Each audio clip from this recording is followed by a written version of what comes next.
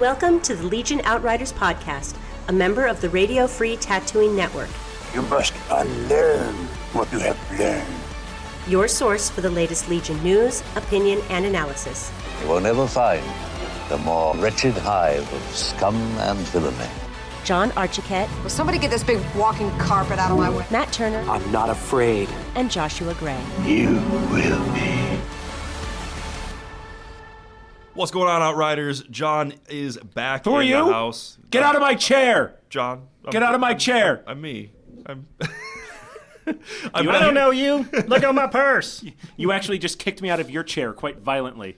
Well, yeah. I mean, you're keeping it warm. I appreciate that. No problem. My butt's a little cold right now. Yeah, because it's the only thing warm that you really that you've seen in the last 2 weeks because you were up in, Antarctica? Is that where you Wisconsin, Antarctica. It's, really the same kind of, geoclimate. Right. The frozen tundra. Well, after you spend a week and a half hanging upside down in a Wampa cave, you're happy to be anywhere. I thought you were the Wampa.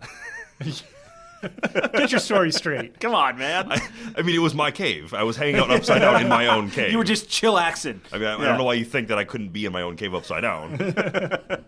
What's going on, Outriders? John, Josh, and Matt back at it again because that's what you guys are here for, right? We're all complete. Three of us. Yay. The circle is complete. The tripod is reunited. I want to thank you guys for holding it down, though, because you guys did a great job while I was gone. Oh, stop. You're welcome. The shows were entertaining. Yeah. But yeah, we are back in our full entirety now, and it feels good. We got some. Don't have a lot more news to talk about, but we have. No. We're just going to talk for the next hour about how much we miss John. That's it. No, we got some. Did you even think about us while you were gone? I did the entire time I was hanging upside down. Oh, okay. Until the blood rushed to my head. Yeah, he listened to the podcast we did while he was gone. He's like, those guys suck. No, you guys were good. We got some cool stuff to talk about this week. We don't have any big FFG news, but we did get. What? Well, yeah, we do. Wow, big. Relative. Whoa. I mean, I guess it's all a matter of perspective.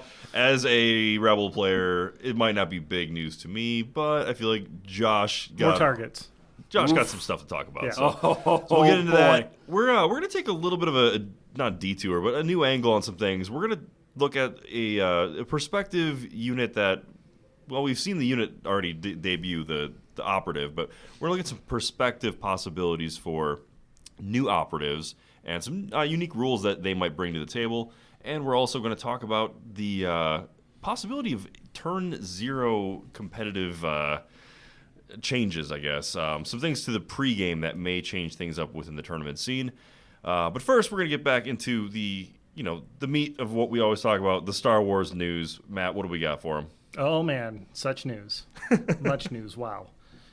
Well, actually, there's a couple of interesting tidbits this week. First off, as we reported last week, I think, we came down and said October 4th, and a lot of game stores were reporting this, that we Alliance is the one distribution hub basically for all Fantasy Flight, and they had Scout Troopers Boba Fett listed as October 4th.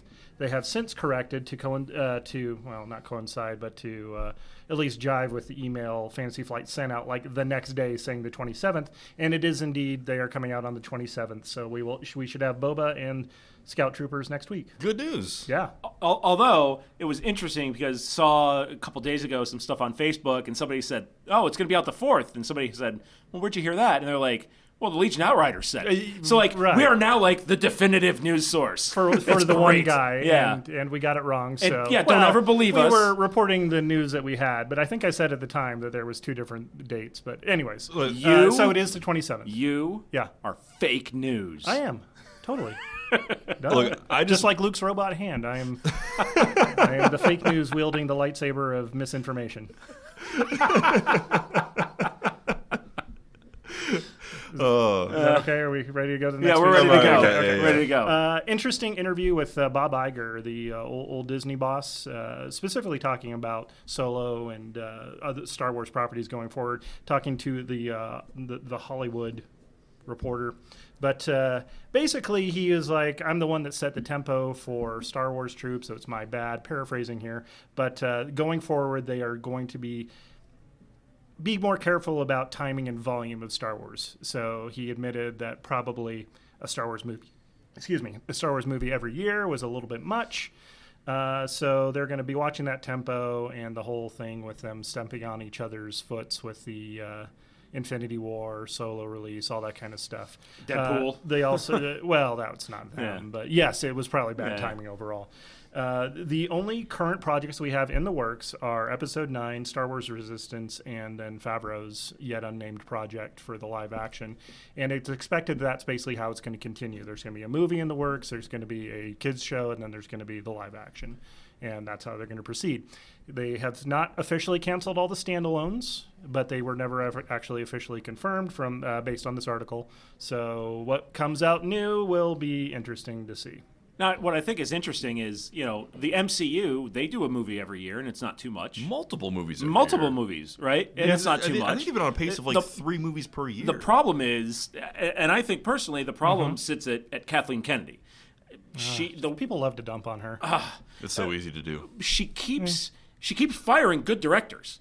I mean, that's also one of the things they talked about was that they were going to be getting less experimental guys going forward. Sure, but I mean, somebody like they fired Colin Trevorrow off of Episode 9.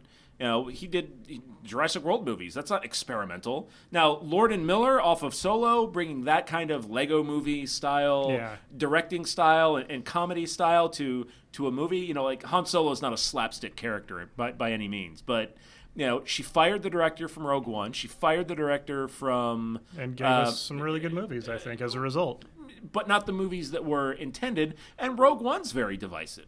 Really? Everybody I know of people. loves... I see plenty of people that don't like Rogue One. If you want to go out and find some confirmation bias, I'm sure the internet is a sea of those lightsabers of misinformation. And full disclosure, I love Rogue One. It is probably my second favorite Star Wars movie because it put the war in Star Wars. I loved it. I'm with you 100%. It's my second favorite as well. But you look at some of the stuff that we saw in the trailers and the direction that the movie was heading, it could have been even better. Or it could have been much worse. Even much worse, so, yes, Schrodinger's movie is not really up for debate here. But, let's stop firing directors midstream. Okay. So that's Josh's piece. My piece John, is. Would you? Does Bob Iger sound like the name of a Sith Lord, like Darth Bob Iger? Lord Iger, yeah. Darth Iger. Yeah. I don't know. That's the puppet what I'm bringing I like to the table. It. Okay. Yeah. He's a very tall man. Is he? Yeah, I've met him. He's really? He's tall. Oh. Yeah. I mean, not like. Did you feel we're not like big, a resonance in the dark side of the Force as your? No, I didn't. Oh, okay. We're not like good buddies. I was, he was a visitor at one of the air bases I was at once for a day. My hands felt so small in his. Yeah. So anyways, that's that. A fun rumor for the video game franchise fans, going about Star Wars Jedi: The Fallen Order coming out from EA and Respawn Entertainments. Ooh. Yeah. Is this going to follow along with like the Kyle Katarn like Jedi Knight series? So again, this is no. Okay. So shut up. If it's not 13, that would be cool, I don't though. care. Man, you just made me sad. Yeah. I was like, oh man, Jedi Knight. That'd be so good. But no, this is actually it's supposed to be. Again, this is all rumors. Is the spiritual successor to The Force Unleashed, but without all the crazy over-the-top pulling Star Destroyers out of orbit and stuff. More of a balanced approach to, more of a canonical approach to Force wielding. Yeah. But Force Unleashed, that should 10 be years really old fun. this week. And if this is the one, oh wow, really? 10 years old this week. The first one. The first one, yeah. I think 10 years old this week. That and Mass Effect were the reason I got my Xbox back in the day. Yeah. Force Unleashed was a good game. It was a great game. I loved it. It was awesome. I was actually replaying the second it a couple one was months kind ago. of No, the second one was just But the first one, I mean, it was fun. Yeah, I liked it. Yeah, speaking of awesomely dumb fun, right? Force Unleashed was awesomely dumb fun. It was either the most awesome dumb game ever or the most dumb awesome game ever. Yes, agreed. I'll agree with that. Yeah. But yeah, hopefully if this jives with the rumors that it's also going to be an open world kind of Far Cry type thing, that could be a lot of fun. I would like that. See, I'd like to see more variety in the kind of games they have because instead of the Battlefronts back to back, yeah. Because I mean, regardless of what EA did with that franchise with the last release, It's just 1313. It's What not. could have been? Yeah. It's not. Yeah, it's okay. But Boba there's nothing new about that. It's just it's just kind of a rehash of other products they already have.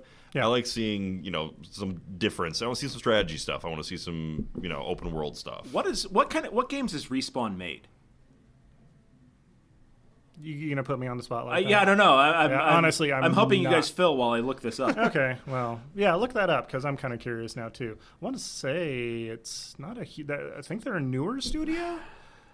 Hold on, Not one of the Wikipedia ones here. I couldn't tell you. I've only been playing Skyrim Yeah. for the last 3 years. So Jesus, are you playing it on your microwave? PS3. The microwave release of Skyrim. Playing it on my Victrola. Yeah, it's got a hand crank on the side. They do Call of Duty games, stuff like that. Yeah. It looks like. Yeah. Oh, so well, there you go. Because I was gonna say, EA, That's where I know them Madden from. and- They did the Titanfall games. No Oh, thanks. that's right, Titanfall. Oh, yeah. God. You didn't like those? Oh, no. I only played them a very little bit. But I have very certain standards. Like I've been playing MechWarrior games, like the Okay, well, it's a different MechWarrior game, 2. sure. But you put big stompy robots out there, and I get into a certain mindset. I heard So Titanfall 2 was pretty good. Titanfall 1 was brand new system. it was fun So for it's 5 all- minutes. Yeah, I mean, yeah. Like I played it for a week, and then I'm like, this sucks. This is what happens, guys. I come back from the cold planet of Hoth, and you guys turn into a video game podcast. Yeah. Well, you missed the week where we were an Age of Sigmar podcast. I tell you, I'm probably What? going to be Yeah. starting up a playthrough of the Old Republic again. That would be awesome. Yeah. Wait, the The MMO? Knights of the Old Republic? No. The original. Yeah. Oh, Knights of the Old Republic. Yeah. Knights of the Old Republic. Okay, sorry. not Yeah. the Old Not Republic. the Old Republic. Okay. Because we could make a Old Republic guild. Well, that's Yeah, tempting. that'd be Is that fun. even Hey, free to is that play. still a game? Yeah. Yeah.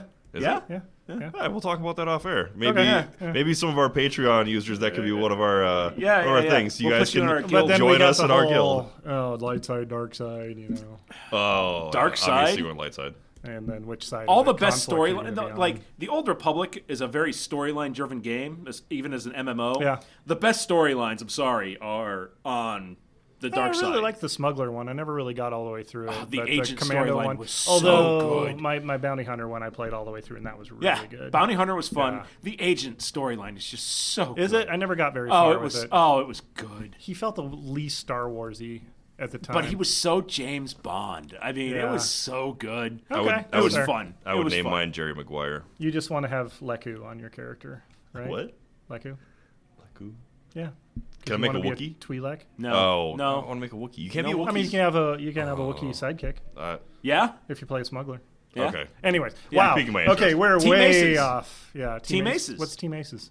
Tell me about Team Aces. Team Aces is it was announced last week. It's the competitors to Team Fireball in Resistance. Oh. So you know how they did like the 5-minute Team video? Rocket.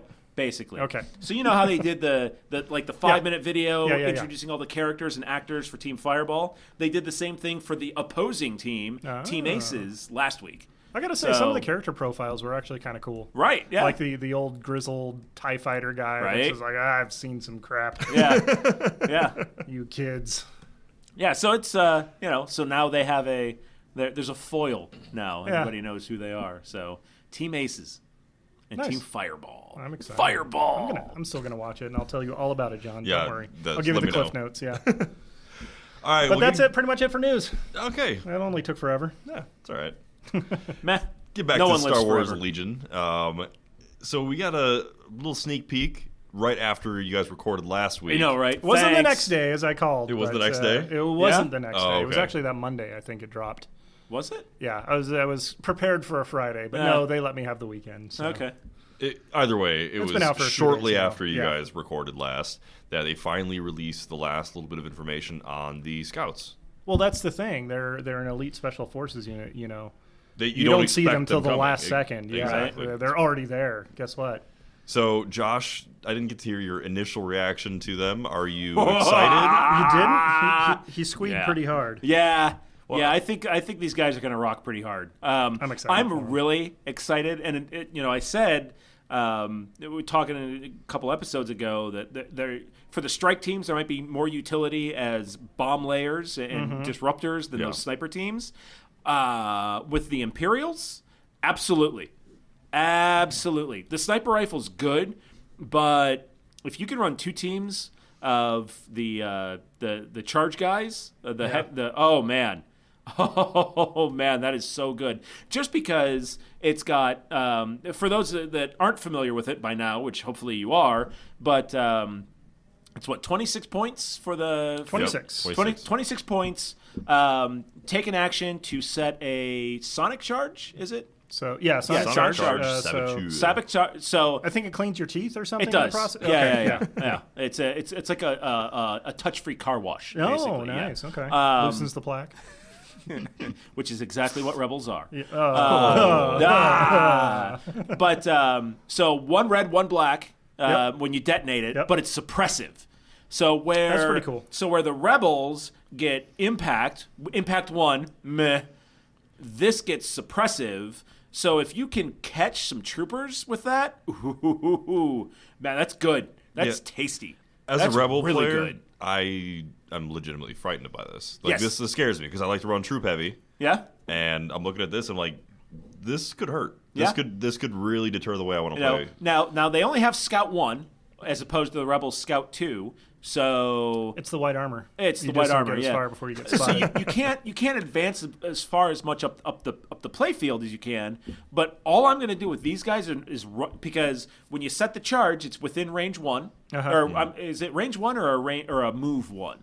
For the let's see what it says. Within range 1. Yeah. Within range 1, which that's pretty far. You can it's huck a good- something pretty far at range 1. All I'm going to do is move these guys from cover to cover, throwing bombs, and keep a second team in the backfield, and just detonate them. One team goes out and lays mines. The other guys are just going to sit there and wait. And suddenly the T-47 has a purpose. Now, I mean, this wouldn't be able to. You could still detonate these to affect the T-47, correct? sure. Yeah, But, it's anything. But of course, you'd only affect it on because there's no impact. There you is no only impact. hurt it on They do crits. surge to crit.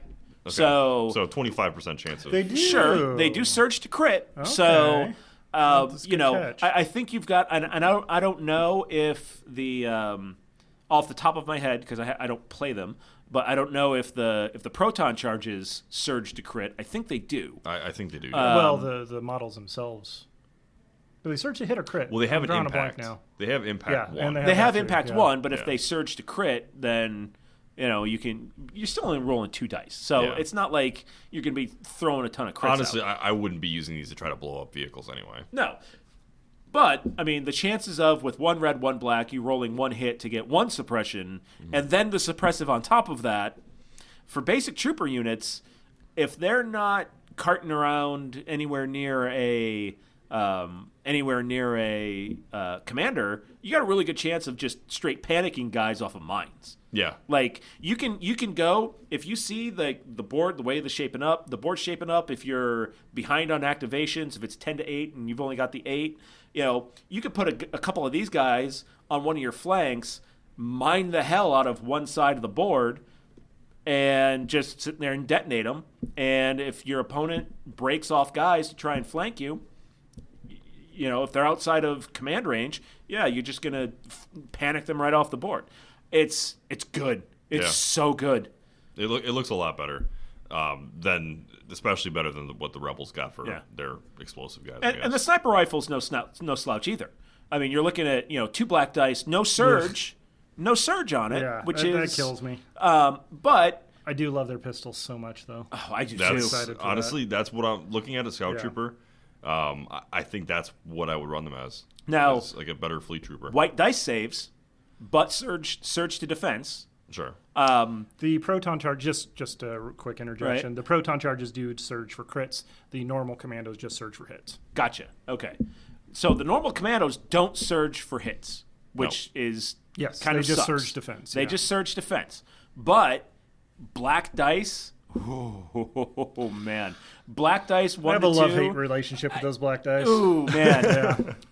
But I mean, if you can find a way to generate aim tokens, cart veers around with some saboteur teams.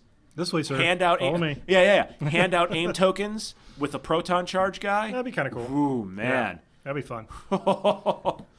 Yeah, I'm gonna definitely be getting 2 squads of these guys. Yeah. How many do I have pre-ordered? Not enough. I'll tell you. Not that. enough. Yeah. Well, that's going to change as soon as we're done recording. Right. So would you want to run them? Which of the 3 options would you want? Would you want to run them as a sniper team, as a saboteur team, or as a scout trooper team? I don't know. To be completely honest. Yeah. I'd want to try 2 units of just extra guy. That's it. No upgrades for the heavy weapons. Yeah. Just run them up as pistol packing mamas. There's 60 points for the unit. Sorry, 68 points for the unit, and you're looking at what 13 points then for an additional model. So it's 68 for the base unit. So it's either 60 or 68. I'm having a hard time reading this because they put the little line across the 0. I love it when they do that. Yeah. So it might be 60. It might be 68. It looks like it's 60. Might be 60. Yeah. Okay. So then you're looking at like 73 or how many? 73 points for an extra guy. What's the math on that? 60 divided by 4. Are there 4 guys in a unit? Oh, so 4 guys divided by... We're good at math, guys. 15. It should be... Is it 15 points a model? I'm pretty sure. Yeah, it would be 15 points a model. My calculator says I'm right. All so right, it would be 75 points yeah. for a 5-man unit of double black dice shooting guys. That's a lot of points. It is. That's almost 2 bare bones trooper core squads. Well, yeah. I mean, here's the thing I want to look at though. Like, you have scout, you have sharpshooter, you have low profile. Mm-hmm. So if you constantly keep them in low cover, or at least light cover, or keep a suppression token on them somehow, you're going to be getting heavy cover everywhere you go. I mean, that's going to negate some of the issue having the white defense dice. The white defensive dice. But you got to remember now, you've got a lot of units coming out that have sharpshooter themselves. Yeah. Han has sharpshooter. He's going to be able to pretty consistently push damage through just about anything. Boba Fett has sharpshooter. Chewie's going to have sharpshooter. Every named character has sharpshooter now. Sure. Okay. So the Rebel Commandos have sharpshooter. So cover is becoming less and less of a mitigating You've got tools factor, to deal with it right? now. I mean, cover isn't outside of like grenades and things. Before cover, if you got dug in cover, 2, 3, 4 months ago, you're not digging anybody out. No, I remember the beginning for demo games. I would refuse to put barricades on the field for the 3x3s because it was just you just sat there and shot. So it was like World War I. Yeah, it was trench warfare. So it's great that they you can get heavy cover, you can get cover 2, but cover there's a lot more units out there now that can mitigate that cover. Cool. Yeah. And we're getting ready to see melee units. We're getting ready to see melee units. Probably really not going to matter how much cover you have. Do your Wookiee war cry. Come on. Yeah, there it is. Yeah. It's coming. It's a Wampa war cry now. Oh. Right. Do your Wampa war cry. It's the same. Oh. You need to go watch that movie again. Yeah. Oh, wait, was that Luke's war cry? Lukewarm. But, so Scouts, pretty excited. I honestly next week can't get here quick enough. I do think they look cool. And also, back to our issuing the wrong date earlier, we actually set it up so people would be more excited when the date got moved back. So if anything, there it is. Thanks, Fantasy Flight. There's the silver lining and Alliance. But no other dates right now on the other stuff. So sad panda. Well, it's all right. 1 week, 2 weeks, we'll have Boba Fett, we'll have Scout Troopers, and Josh will be a happy camper again. Very happy. Wait, what do you mean again? I'm always happy. Stop that. I'm a happy boy. Okay. Well, we're going to take a quick break, guys. Coming back, we're going to take a look at some of our own homebrewed operatives, and we'll see how they mesh within the game. How Josh's will be the best one of them all. Of course. Of course it will. Yeah. Tune in every Wednesday to Radio Free Tatooine, a Star Wars podcast that's better than some and worse than others. Take a trip to a water cooler far, far away as we bring some casual, fun conversation into the Star Wars podcasting community. Hosted by me, Sean, my sister Amy, and John. Radio Free Tatooine. We may not know what we're talking about, but we sure know how to record it. For more, visit RadioFreeTatooine.com, a proud member of the Radio Free Tatooine Podcast Network.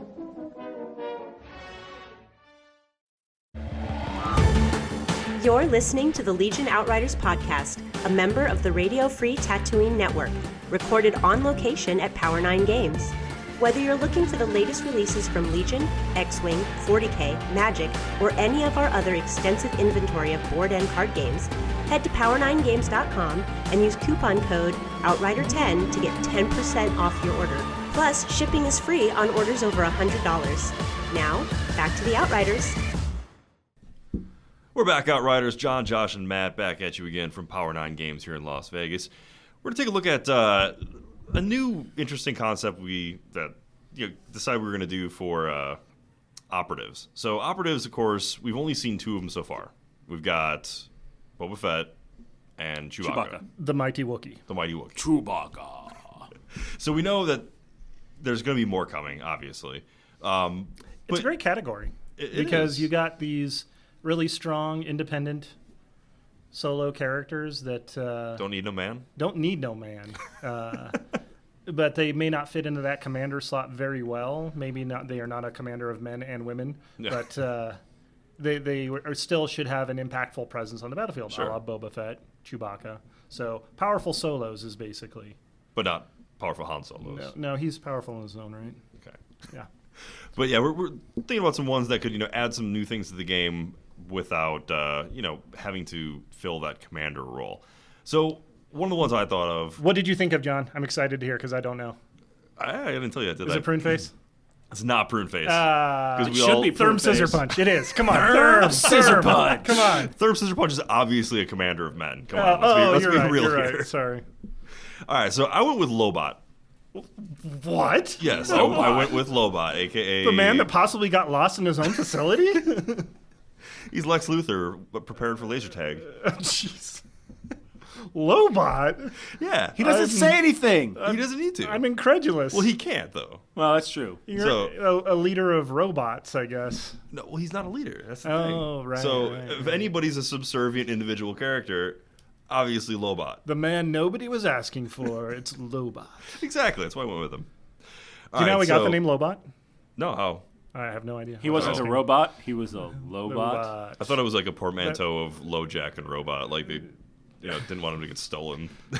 So I think Lobot predates LoJack. They Very- probably could too. I'm gonna continue this tangent. Please, let's very pile quickly. on. Yes. About 10, 15 years ago, there was a great spoof ad for Star Wars advertising.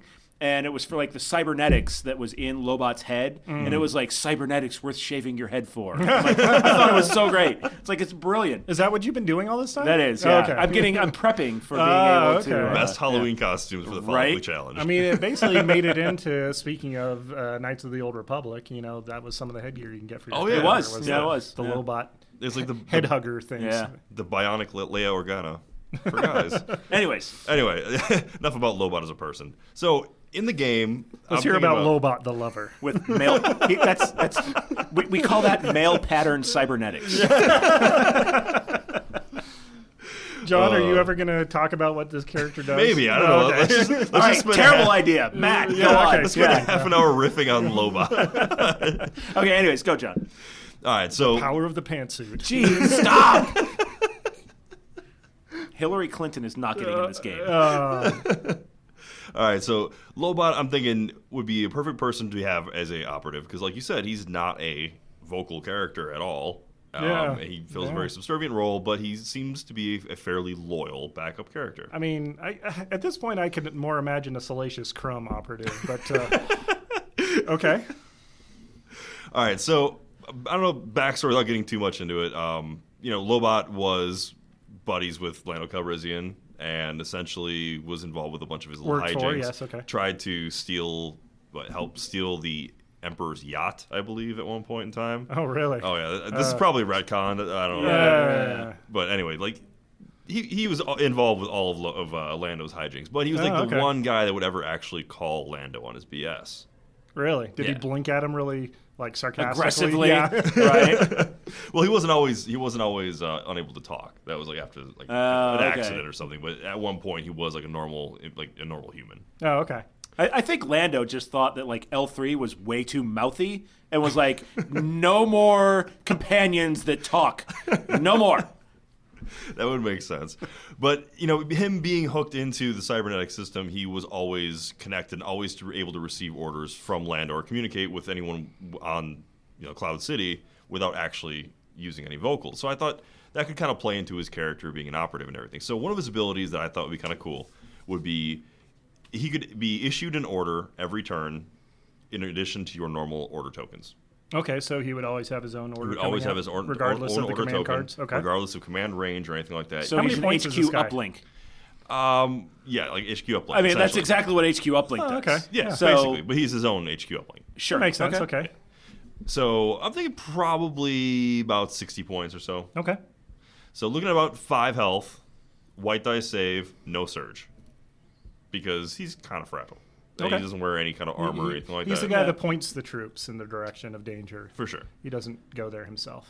And he's probably not going to be an offensive juggernaut. I'm thinking like maybe 1 red dice, range 1 to 2. So he's not put out a whole lot of firepower, but There's a little pop-out blaster come out of the side of his head and zap people. I'm sure he's probably accurate. Okay. He's got cybernetics, Okay, like sure. some kind of aiming Yeah, system. I yeah. don't know. Maybe like 2 black dice for melee. Nothing overly powerful. Wow, he's got kung fu. It's like Kung Fu, yeah. I downloaded a kung fu program. But one of the abilities I think would be kind of cool for him to maybe he could provide 1 aim token for 2 commanders within range up to range 3. So kind of like how Leia can dish out dodges to any other trooper, I think he can enhance other commander units within. So if you're playing Rebels and you've got the Wonder Twins, or you've got Han and maybe if Lando's out at one point, they're running around. He can be able to issue aim tokens in lieu of one of his actions. Okay. Kind of cool. Yeah. And then I think an ability that might be kind of neat would be having a command card, because we've seen Boba Fett has command cards. Yes. Even though he's not a commander, he has Right. a command card. We've not seen a 4-pip command card yet, other than Standing orders. standing yeah. orders. Mm-hmm. So I'm thinking maybe Lando gets, or maybe Lobot can get the first 4-pip command card. I love that he would be the first person to bring Of course like, he would, the 'cause it's worst Lobot. bid. Yeah. He's cyber surfing right now. He can't deal with you. You're gonna have to wait. But I think the ability for that with the 4-pip command card, after you activate Lobot, remove all dodge, aim, and standby tokens from 1 enemy unit. Cool. Sure. Yeah. So it just kind of like locks it down. Battlefield cleanse. Yeah. Yeah. So there's some, I don't know, just some ideas spitballing for Which what means you you got gotta with Lobot. you basically gotta wait for him to go last. You could, or you need to use him before your opponent uses the card that's got all the tokens on it. Sure. Okay. So adds a different strategic wrinkle to it. Cool. What do you guys got? I mean, is that it? they're not as cool as Lobot, right? I mean, I Lobot's mean, obviously the best You one. definitely right? set the bar for us, John. Yes. I won't say which way, but do you want to go or do you want me to go? I'll go. Okay.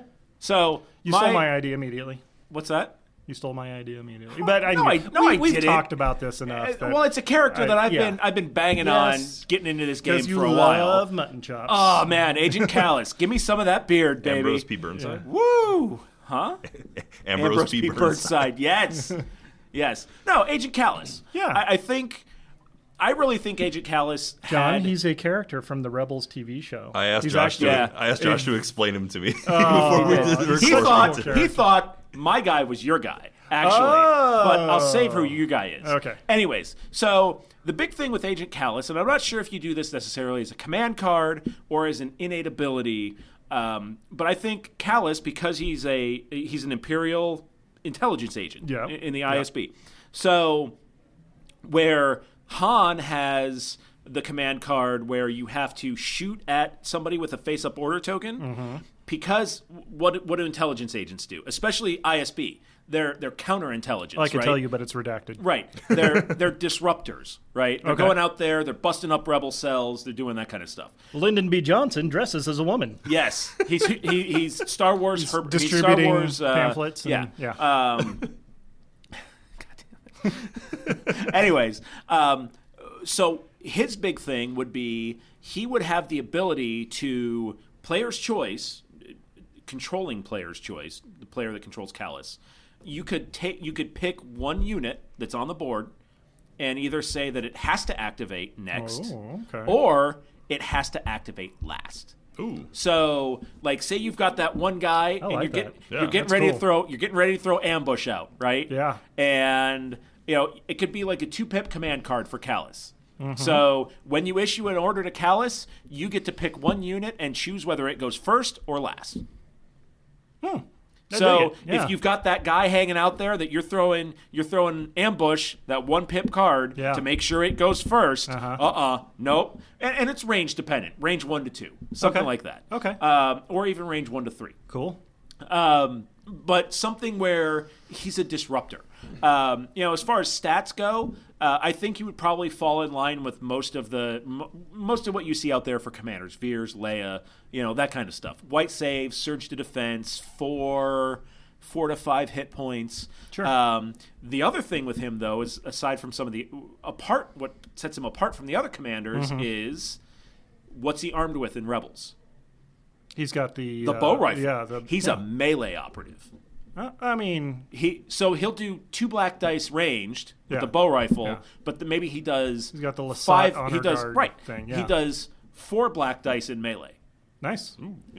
Cart him around with that was kind of his thing. Yeah, that was his thing, right? Yeah. He could shoot, right? But he'd rather mix it up. But he'd rather mix it up. Combat. Right? Yeah. He'd rather go hand to hand, which ultimately leads to his redemption and joining the rebellion. Whoa! Stop spoiler it! alert.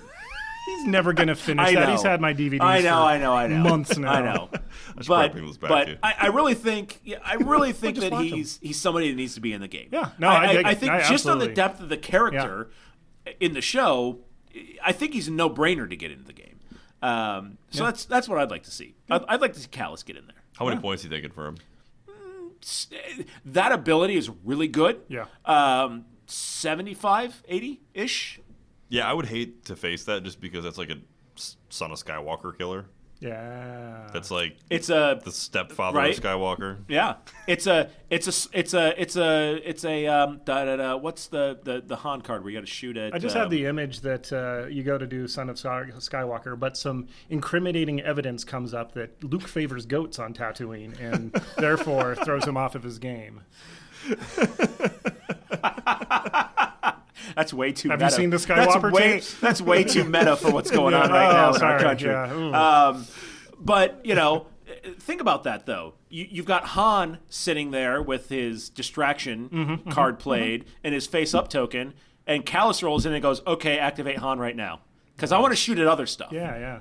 No, I dig it's a great disruptor. I'd play the crap out of him. I would love to get something like that in the game. It's probably way undercosted for what he does. Probably, maybe we're not game designers, guys. Yeah. I just say we have never worked in game design. We're just fans of the right. We're just throwing stuff against the wall and see what hits. Like, I'm just a Lobot fan who wants to see my my Lobot in action. That's all I'm asking for. Why are you? Shh. I mean, was that all the blood rushing to your head while you're hanging upside down? You're like, Lobot. It literally took me that long to come up with that idea. You're cogitating up there in your icy cave. Yeah. Upside down for a month or a week and a half. Yeah. To come up with Lobot. You need to go up there for another week and a half, probably. I'll come back with you and no. So, you good? I'm good. That's good? Okay. But I have something else when we're done that I want to throw into the pile. Honestly, while we're sitting here, I am kicking myself because I know who I did pick. I was actually very similar to you. Right. I was originally thinking Agent Callus. Right. And I was like, then you posted up, Callus probably. I was like, you should just know that Callus. If anything, like it's going. My answer is always going to be Agent I Callus. kick myself now because I wish I had picked Hondo. Or Lobot. Hondo would be good. Well, obviously you were going to take Hondo would be good. Hondo would be really good. I think it's interesting. I was talking to, I think Daniel Roberts, one of the local guys here, about Hondo and what role he could play in the game. And he'd be really cool. But I didn't do that. What faction do you put him in? Who cares? Love it. Yeah, Love exactly. it. He could work for either side. That would be kind of awesome because he's a pirate. Yeah. It really, Yarr. Yeah. Well, it depends on which. Sure. Clone Wars era or Rebellion era. Yeah, I mean, you could realistically do that with a lot of different operatives. Yeah. I mean, even Lobot for a time. Sure. But, so my pick was Cassian Andor. I'm figuring somewhere in the 80 to 100 point game. But basically, his shtick is he's 4 health, speed 2, white defensive dice. He surges for defense, though, surges for hit. Probably has uncanny luck, and as we saw in the movie, he has vulnerability to blast. So if you use a blast weapon, you got to reroll for damage. Ooh. Because Death Star's blow him up real good. But anyways, if you pick Cassian... Too soon. Oh, sorry. It's okay. Cassian starts the game as an enemy attachment for a troop unit. Huh. And then he gets added into that unit after everybody's deployed on the board. You attach him to one of their basic core troops. And basically, enemy units don't benefit from his leadership. He's got like leadership 2 or 3 or something because he's going to be a lone operative. But basically, what he'll do is kind of the idea is like Josh was having was disrupting the opponent. He does have a command hand, but he would spoil enemy troop planning. So would you reveal what unit he's attached to? Yeah. Basically, he'll have 2 models. One of them you put next to the unit he's actually attached to. But this is kind of key because basically he's just infiltrating at that point, and then his command cards are his. Here's the plan. Yeah. But starting at 3 pips, he's got a sabotage ability, which is basically pick a single barricade or a piece of area terrain within range 2 of this of the unit he is in, or if he's in a single format, right there, or if he's a single model, and remove it from the game. He just blows it up. Guess what? You lose one of your barricade tiles, or like a crater or light woods or whatever happens to be nearby him. Okay, but, that could be really interesting. Sabotage. Yeah. For his second one, it's scrambled subspace communication. Cassian and a unit with comm upgrades basically get the order tokens for that one. Your opponent distributes all order tokens, then you place one of them to the side.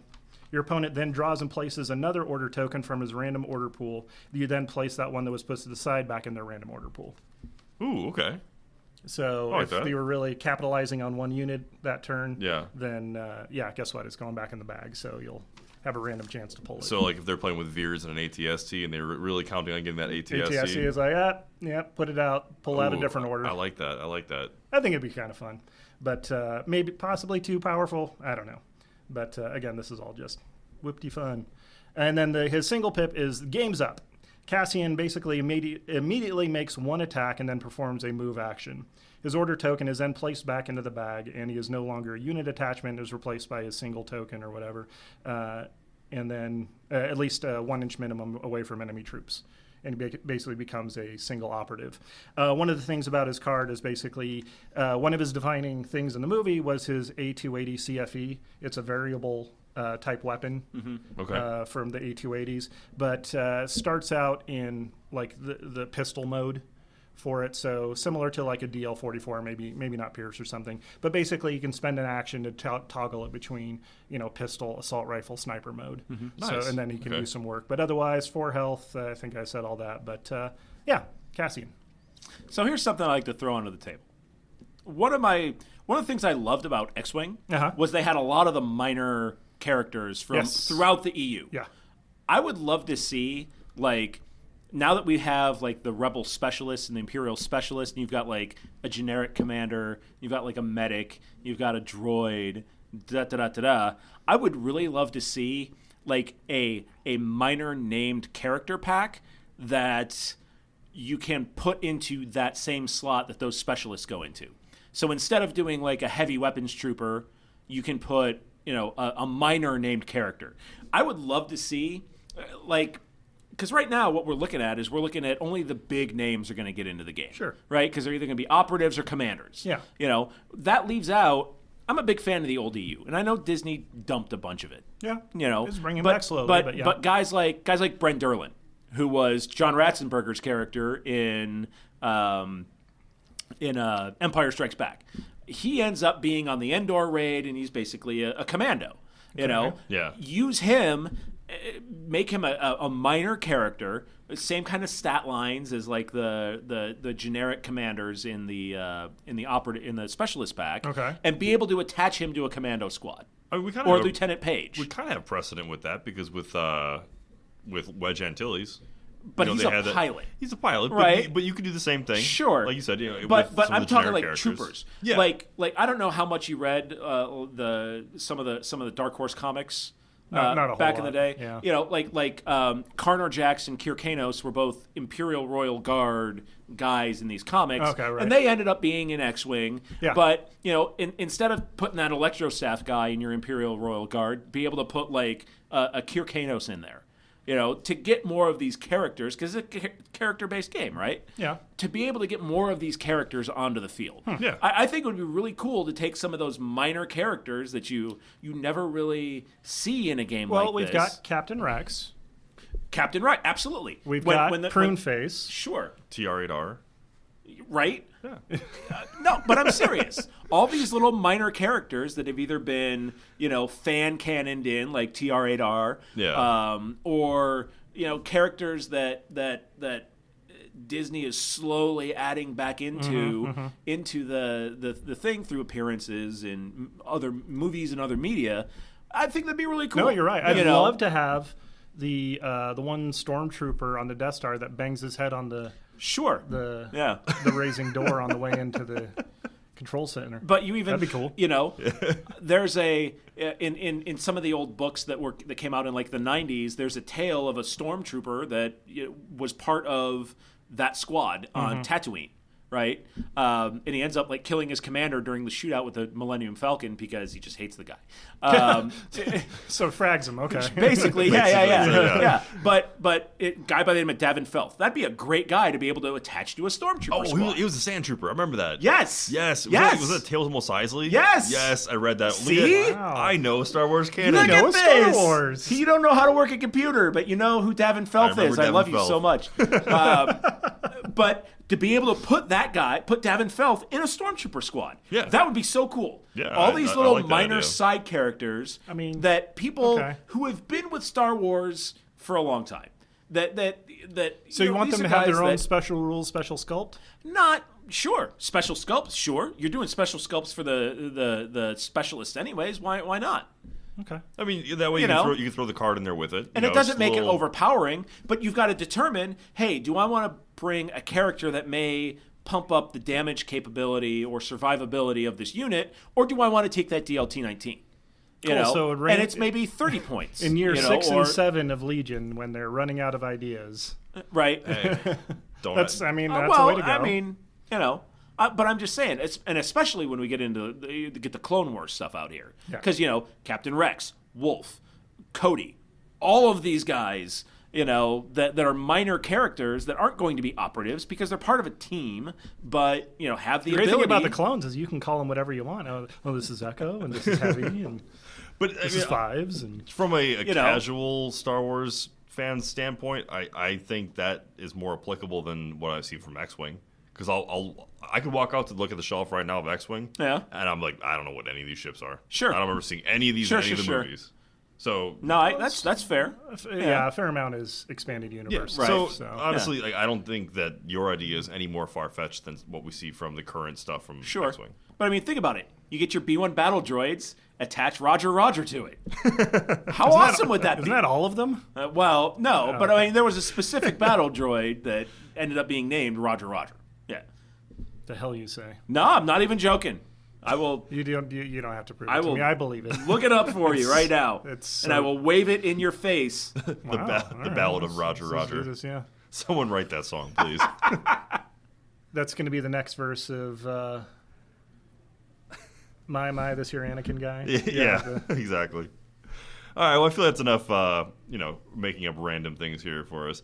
Now, we heard some rumors about the possibilities with upcoming tournaments having a set turn 0. So, Josh, you want to explain this concept This is Josh's topic. This is me. Yeah, sorry. This is me just... I'm in full just throw everything against the wall tonight mode. So, talking with some folks online about tournament play, and I kind of started thinking like, hey, what would happen if you had a tournament? And right now, all the max firepowers that we've had have just been 4 rounds and you're done. No cut, anything like that. How would it impact the tournament play experience if you made the cut, top 4 cut, top 8 cut, but then you lost the ability to do all of that turn 0 stuff, control the, underbid so you can control what cards come out, right? Yeah. Underbid so you can get an advantageous deployment zone. Yeah. As far as what cards you get. So consciously construct your list to be able to give you that option. What if you were playing, if you made the cut, the tournament organizers in some way determined this is the field you're playing on. And doing something similar to what we're already doing in organized play through all of the operations. All of those operations, when you play Blue Steel or Silent Hail, all of that stuff, right? Or Blue Metal or whatever it is. I don't know. It's Blue Steel. It is Blue Steel. Okay, that's what I thought. That's what I'm going with. But when you open that up and you open that kit up and you open those things up, it says, here's your objectives, use these cards, deploy here, and it's ostensibly a level playing field. Cool. Can I get my 40 points back? But here's the thing. Okay. You've got to. That's something you have to build your list with in mind. It's like, okay, underbid 40 points. That'll get you into the cut. But now that it's heads up, so and that's something that might end. Now instead of a serious underbid at a tournament is 40 points. Now a serious underbid at a tournament might be 10 points. Let me meet you halfway. Sure. You're wrong. Okay. John, do you have any thoughts? Because I definitely have some thoughts here. Yeah, all right. So my counterpoint to that is, and I'm not a seasoned tournament player by any means, but Sure. The game really Just has the list building element, the gameplay element, but the one thing that really sets it apart from other war games is the pre-game determining, the strategy that goes behind determining what scenario you're going to play. And I think that the random element within the game, the dice rolling, you can't help that. You're not Sure. gonna be able to decide who's a better gamer because we've all had games where we roll better than we should have. We've all had games where the white dice conspire against us. So that part of it, that's going to happen no matter what. By taking away the pre-game part of it, I think that's the place where you see the most control of the game. The list building, there's net lists right now. I mean, let's face it. Sure. There's only a certain number of competitive triple bikes, units. Wonder Twins, sure. Exactly. Yeah. And then it's going to change a little bit with each passing wave. Yep. But for the most part, that's what you're going to see. So really, the one place that you have the most impact is determining what scenario you're going to play. What game are you playing? Yeah. Exactly. I feel like that's where the most strategy right now comes into play. Sure, and there's even a random element to that because you've got 4 cards, only 3 come out, and who's going to turn what over. Sure. But I think Josh's point is that. there's some that are a little bit more easily abused than others. Absolutely. Key positions right now, especially with I agree, if I'm the blue player and I've got 2 barricades close to me, I could put two tokens on those barricades right outside my deployment zone, turtle up right around those, and the game's over turn 1. I mean, the game's over before you even move a unit. Yeah. Now, obviously, if we eliminate key positions or get a fact to it to make it a little bit less stupid in tournament play. That's one thing, but I think it's a discussion worth having to say, Sure. okay, once you make a cut, it's a level playing field. So back to my meeting you halfway thing. I was actually, while I was waiting for you guys to grace us with your presence, grace me with your presences. I was talking with Jason 007 in our Discord, and he was talking about this, and I kind of liked his idea, and I kind of shouted it back at him. Well, not shouted, but regurgitated it back. He's like, yeah, that's what I'm talking about. I was like, oh, okay, cool. But basically, if you do get to that final table, that there is a pre-selected new objective scenarios, 3 of each type, so that's still part of the game, but they are all hand-picked by the judge or TO ahead of time to be what you guys are going against. Right. So you still keep the bid, so you can still go blue or red, right. But maybe there's something that's specifically for that event. Sure. And they're not going to do that mid-season, obviously, but maybe going forward. Yeah. Well, and I think there's an interesting mechanic there too, where if they publicize these board setups ahead of time and the conditions ahead of time, okay, do I build a list to get through the Swiss rounds, or do I build a list to get past the cut? I guess. How confident are you in your abilities? I mean, yeah. It's like, all right, I want to get to that final table. I'm going to get to that. I'm going to make that. If I do this, I greatly increase my chances of making the cut. But hey, or maybe I just underbid 40 points. Yeah. I just underbid 40 points, and now I'm 40 points under in a scenario that is out of my hands. Right. So under this assumption, nobody knows going into the tournament what that final scenario is going to be. I think. I think he was saying they publish ahead of time. Yeah, so publish it ahead of time. So what they do... Here's your options. This is what could possibly... Here's your options. So what they'll do, and you can publish it a couple of weeks ahead of time, especially if you know what... especially if you know like what terrain you're going to have. You can build the board out and take pictures of it and say, here's the board the 1 versus 4 match is going to play on. You know, if you do a 4-person cut, 1 versus 4, you would play on this table with these conditions. The number one person, as a reward for being number 1, you get the choice of red or blue. Okay. So you can pick deployment zone. It's not completely random. You still get some of that turn 0 stuff, but you get to pick your deployment zone based on the terrain. Okay. You know, and then 2 versus 3, you'll play on this table. And then the higher ranked winner of 1 versus 4 and 2 versus 3, when they get to that final table, will have blue, but you'll play on this table. You know, it sounds silly, but this is like what bowling does.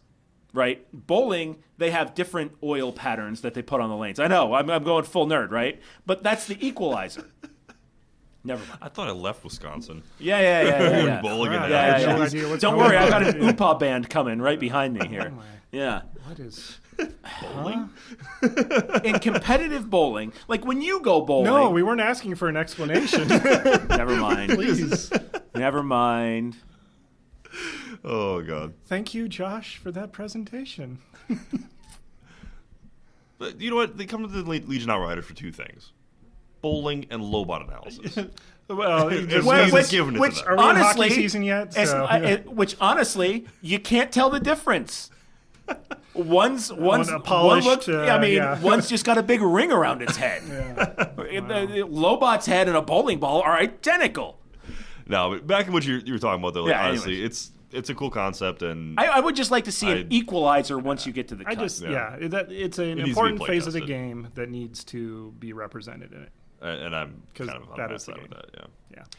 Well, one last thing. Speaking of tournaments, LVO obviously is not that Las too far Vegas away. Open, though. Well, getting closer. February, beginning of February. It's coming. I mean, I got on my calendar marking off all the X's. That murder train's coming. So we all have finally committed to going. Yes. In some capacity. Yes. And some fantastic news has come out recently. Ooh, what's the news? Well, LVO is going to be a qualifier. Yeah. So if you were thinking about maybe going to LVO before, but weren't sure because you didn't know how much it mattered for the Legion community, well, it matters now. It so matters. Matters. Yeah. But our good friend, Mr. LJ Pena, was friend of the show. Yes. Friend of the show. Yes. I heard LJ has been put in sort. We have many friends of the show in your absence. That's we've right. been busy. Yeah. So many just friends. hanging in caves. But he's putting this whole clam bake whatever he's putting together. it all together. So, yeah. Props to him.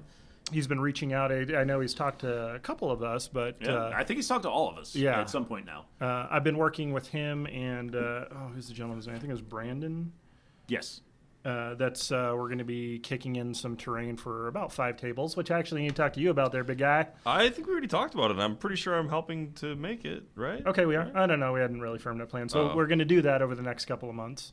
But that's exciting, so I'll be helping with terrain setup. It sounds like because we are not using the Fantasy Flight terrain kit, that this will be some of the best terrain out there. So I guess there's a bunch coming up from Arizona that is absolutely gorgeous. With the terrain? And, Nice. There's going to be some nice-looking tables up there. Didn't Nick Freeman say he was going to bring some too? Everybody's pitching in. This is Nice. a community effort to really give all of our Legion players the best kind of That's the gaming spirit. Yeah.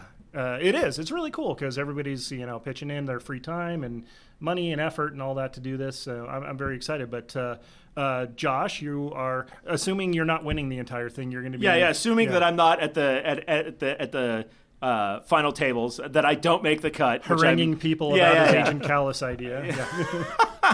Did you hear the one about the mutton chops? Oh, God. So I was approached and said, hey, one of the things we'd like to do to kind of generate interest in the game while the top cut is going on is we'd like to keep the terrain on some of the tables that aren't being played on and run demo games. So if 40K players or War Machines players or X-Wing players or whoever wants to come by and check it out, we can run demo games. So I'll be there. I volunteered my time to run demo games to help teach people the game. Oh, nice. So you're going to learn how to play the game. I will. Yeah. Okay. I'm going to have to I should practice. probably do the same. I'm going to have to practice. Would you coach us?